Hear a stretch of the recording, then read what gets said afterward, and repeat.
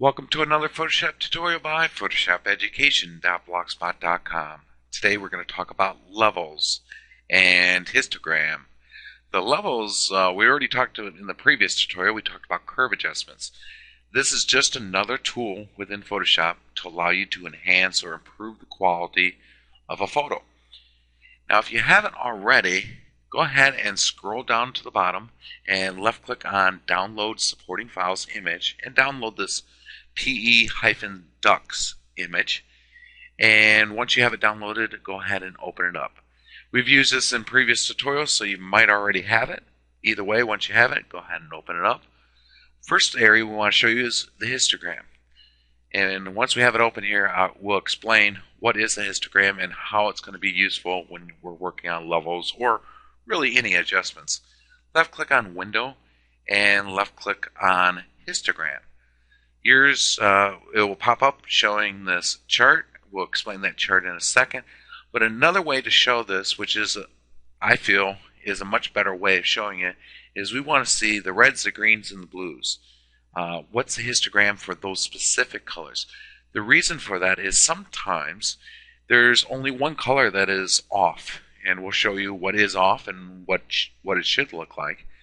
Sometimes you only have that one, so you should only really have to fix the one. You don't have to fix all of them. The chart up here is a combination of RGB, so it's going to show you everything.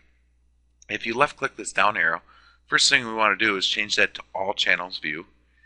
And to make it look a little bit nicer, let's go ahead and left click on that again, the down arrow, and say show channels in color. So now you can see this is the red, the green, and the blue. Let's tell you what you should be looking for when you're looking at a histogram. First of all, on the left-hand side is all your shadows or your dark areas. The middle is your grays, and that's the midtones. And the right side is your highlights or your lighter areas.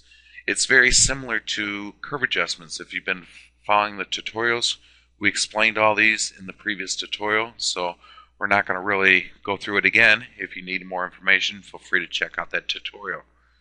But if you're looking at these charts, one of the things you don't want is a steep straight up and a steep straight down. Similar to this. Yes, it's not perfectly straight up, but it's rather steep. Another area is you don't want this flat line. You want to stay away with that. You can have curves that are going up and down, but there's some minor changes, not drastic like a roller coaster. Now if we're looking at this, the green is definitely the worst. The red, not so bad. Blues, not so bad. Now technically, we could come in here and probably get away with just doing the greens. But for today, we'll do the RGB, and then we'll come back and we'll show you how to do the green. It's the same process, so it'll go very quickly. So now you know what to stay away from. Let's go ahead and get into levels. Left click on Image, hover over Adjustments, move the mouse down, hover over Adjustments, and you can do levels. Or you can do a Control L, which allows you to go to the Levels dialog box. Now we're not going to rehash everything here because we've talked about a lot of these in the curve adjustments. We talked about presets, what are channels, what are the eyedroppers, what's the auto, what's the preview, what's output levels. So we're not going to go over that. And if you need more information, feel free to check out that tutorial. But just so you're aware, the presets are a little bit different than the curves. You'll find that you have a darker, increased contrast 1, 2, and 3. They're a little bit different, but they will help out in the levels. For this run, we're going to leave it as RGB. And on the bottom here, you'll notice a dark up arrow and a gray up arrow, and that's your white up arrow. This is your highlights, your midtones, and your shadows. And you can adjust any of them or all of them by hovering over the top of it and holding down the left mouse button and dragging it to the right or left. And you'll notice that it is getting a little bit darker. Let's go ahead and bring this one in, and once I bring it in, we'll release the left mouse button, and maybe I want to change the midtones a bit and release that. Now if you knew the exact numbers, you could come in here and play around with the numbers that way. On this one, it's a 53 for the shadows, 0.86 for the midtones, and 216 for the highlights. So you could do it either way. Easiest way is actually just hold down the left mouse, drag it, and release the left mouse button. And as long as you got preview set, you can actually see it. So let's go ahead and left click OK. Now you'll notice it did wonders to the reds. We're no longer as steep. The blues definitely is now a little bit better. Still has some sort of flat line, but my biggest concern here is this green. It's still rather steep. So what you can do is you can come back in here and go Image, Adjustments, Levels, and maybe I just want to fix the greens. So I left click on green, and we want to maybe bring that in a little bit. And actually that looks pretty good. Let's left click OK. Now we have a little bit less steep incline.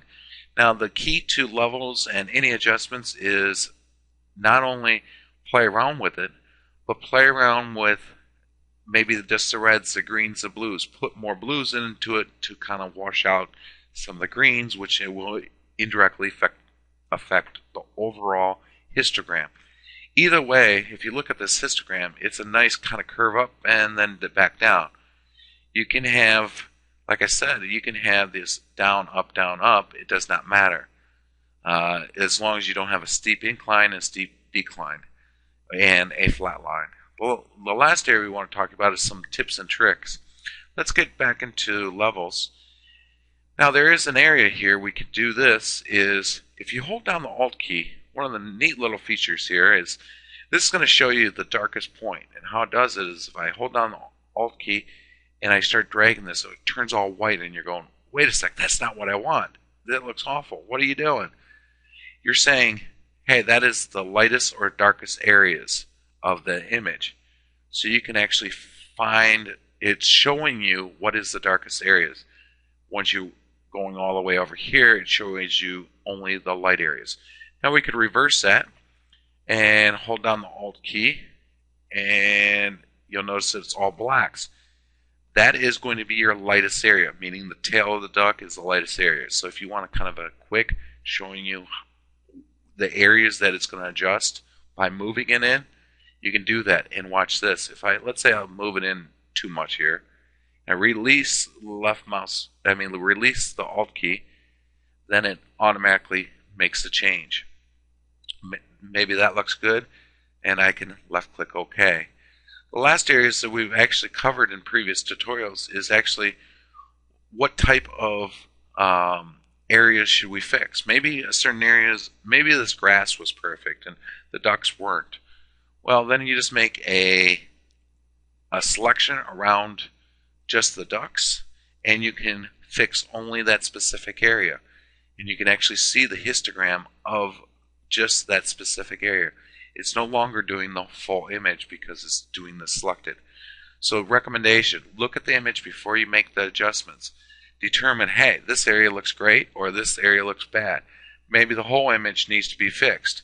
If that's the case, then go for it with the whole image and you'll be all set. That is about it for this tutorial, and we hope you enjoyed the tutorial and have a wonderful day. Bye.